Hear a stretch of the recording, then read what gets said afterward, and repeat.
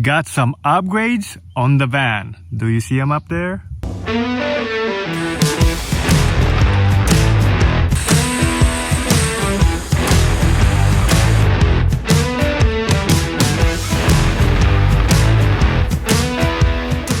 I've been eyeing this roof setup for a while, and I'm finally able to do some of it. It's not complete, but I want to build it gradually so I can make it functional for my lifestyle. So far, I have done the hardest part.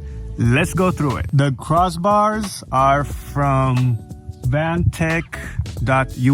I did a lot of research on these, so they're basically aluminum. They have to be aluminum. I didn't want to get any metal ones, and I wanted to make sure they are light as well. They're not the cheapest in the world. I don't want them to rust up there and then get rust right on top of my roof. So what I did, I just kind of saved up and bought them in batches, and now I have all of them. You could get a set of 2, or you could get a set of 3. Depends on what you need on the roof. I got 5 altogether. Like I said, the rail itself is aluminum and painted black.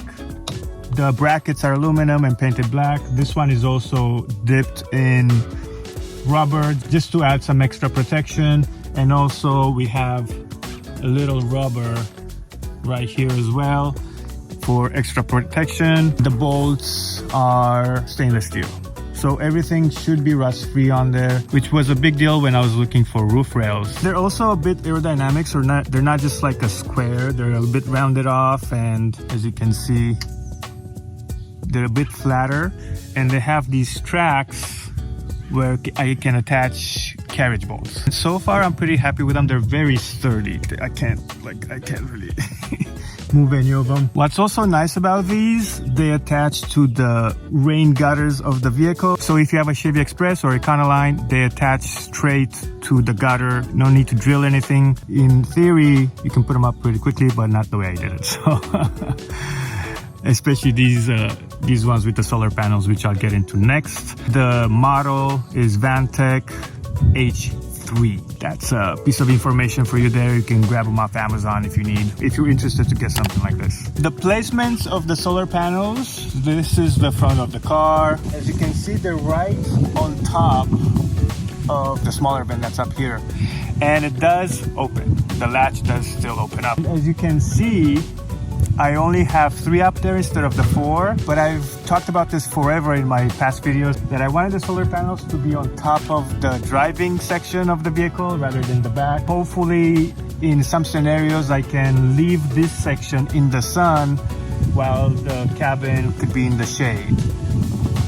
We'll see how that works out. And I also wanted them to be out of the way so I can utilize some space on top of the van. So if you remember before, there was 4 of them, 1 next to that vent, and then 1 right here next to the smaller vent, and then 1 back there, and then 1 in front of that. So I did have 4, and now I have 3. When I first did the van build, I only had the 2 solar panels that were next to that vent there, so I did have plenty of space out here to add other like roof racks and stuff like that. Instead, I just opted to add 2 more because the 2 solar panels weren't enough. Like the battery would get discharged faster than it would get charged even in plain sun. Adding the 2 solar panels, plus when I added the 2 solar panels, I also added the battery alternator charger, and that was an overkill. So now I have the 3 solar panels with the alternator charger plus the 4th solar panel that I have. I still have that, and it's in underneath the bed. What I'm hoping to do with that, mostly when I'm camping, is to have the van completely in the shade if I can, and just have a long wire from that solar panel to place that somewhere in the sun. And this is going to be an experiment, you know, it's going to be something that I'm going to try and see if it works. If not, well, I tried. As you can see here, this is under the solar panels. That's the front of the car there. And see, that vent is still open. I made this bracket myself. I was actually looking online to get some brackets, and they had to be aluminum, or if needed, at least stainless steel. And I looked a lot online to find something to get the solar panels to be flushed with the bars, basically, so they don't sit on top. It looked a little off when I did that, and I didn't like it. Now they sit flush with the bar. At least the front is a little bit more aerodynamic. I know what you're gonna ask. Do I hear any wind noise or whistling and stuff like that? I hear a bit of whistling, but that's very little, just because I listened for it when I actually was driving to see how much noise it makes. Other than that, it doesn't make more noise than it used to make before, because I still had the solar panels up there, and I'm pretty happy with that. It's not a big deal. It doesn't bother me at all. Again, the only reason I know this is because some of you were gonna ask, and I listened for it. This thing is pretty sturdy. See that piece of aluminum there? That's what it is, and up there, it's that whole piece of aluminum pulls the whole thing together. That's not going anywhere. So it works perfect for a roof rack. It's light, it's sturdy, it's durable, water-free, corrosion-free, rust-free, whatever you want to call it. I also attached all of the solar panels together. It's gonna be hard to see, but there is one bolt there, one bolt on that side. So basically, this panel is attached to the next panel is attached to the other one sideways. So like they would have bolts in here. Obviously, I didn't drill holes on the side because I didn't need them. And I also drilled the holes on this side rather than underneath to be able to attach that L bracket. So there you have it, guys. So I'm guessing the whistling might be coming from this little piece down here, and I'm not about to mess with that. I've been driving for a week on the freeway and all that stuff just to kind of try it out and see if it gets loose or anything. It's totally fine. For right now, they charge pretty well. Having 4 solar panels plus the alternator charger, it was a bit of an overkill, but because of that, it allows me just to put a 3 up front and then have all that space in the back. Now, number 3, the things that you have been waiting for, because I've had solar panels before, but I didn't have these boxes up on top. Those I'm really excited about because it gives me so much more space underneath the van, so I can put some of the stuff up there that I don't use unless I'm camping. These are from Rome Adventure Company. I also did my research on these. As you can see, they're right on the side of the vent. That's actually running right now. One of the boxes facing this way. So basically it has 3 latches. I only have 1 lock on each box right now. That's the only pet peeve I have with these boxes, is that they don't really fit bigger industrial locks. They have to be really tiny. I couldn't find like a set of 4 at least to be able to actually just use only 1 key. I don't want to be holding like 6 different keys in my pocket for each different lock. I'm still looking. These 2 can actually use the same key, but that's as many as I could find in a pack. Why go with these boxes and not the aerodynamic Thule or Thule, whatever you call them, or Yakimas?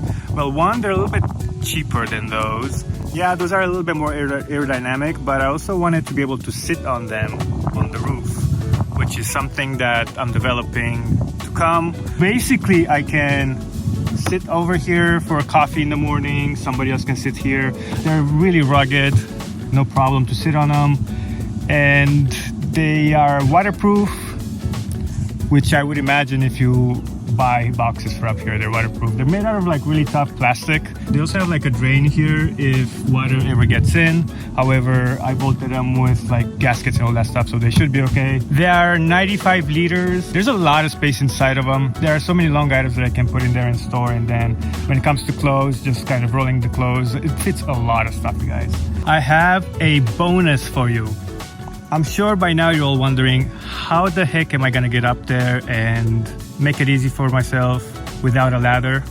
I don't have a ladder, and at the moment I am definitely not planning to get a ladder. 1, they're pretty expensive, and 2, I just don't want to make it easy for other people to get up there and get to the boxes. If I don't have a ladder, what do I have? This is kind of one of those steps. You basically latch to this little door hinge. It's strong enough for more than my pounds, whatever it is rated at, and it's very small. It just fits in that small bag there.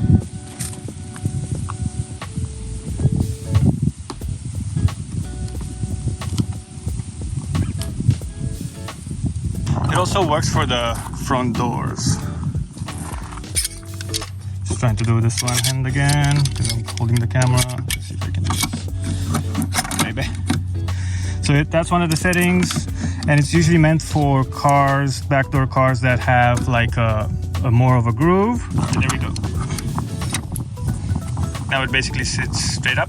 This is very nice right here, and on the other side is because I can get up really quickly and clean up my solars right up here. It's so much easier, guys. It's super easy this way. In the past, I had to like climb up on the tires, hold on to dear life there, and try to clean them that way, and it was kind of a pain. Of course, this is just a new thing that I'm trying out. Hopefully nothing goes wrong with it. Like, I hope this doesn't break. Hopefully it doesn't bend the car hinges, because that would be a problem. But it looks like it's pretty strong. It's aluminum.